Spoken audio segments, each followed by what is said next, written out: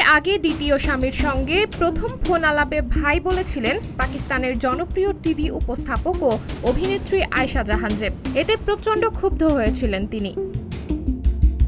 2013 সালে সহ TV host হিসাবে কর্মজীবন শুরু করেছিলেন আয়েশা জাহানজেব।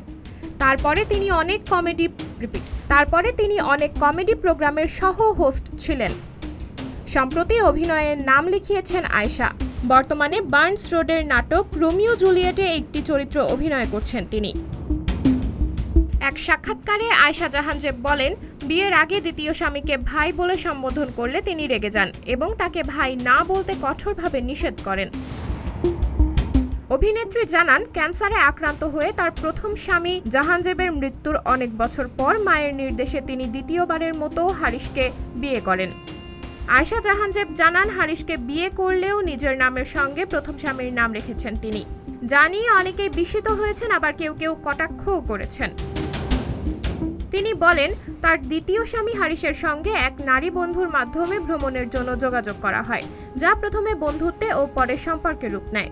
তার ভাষ্যমতে তিনি প্রথমবারের মতো হারিসের সঙ্গে ফোনে কথা বলেন এবং তাকে ভাই বলে ডাকেন। এতে তিনি রেগে যান এবং ভবিষ্যতে তাকে ভাই না বলে ডাকতে বলেন।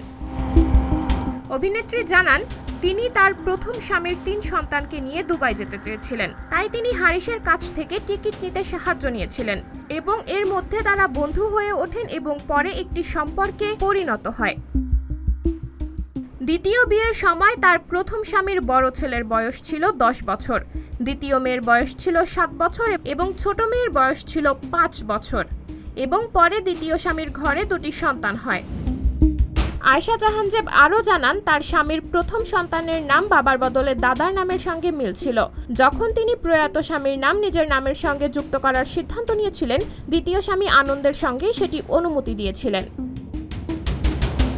সাবরিনা জলিল, সবার কথা।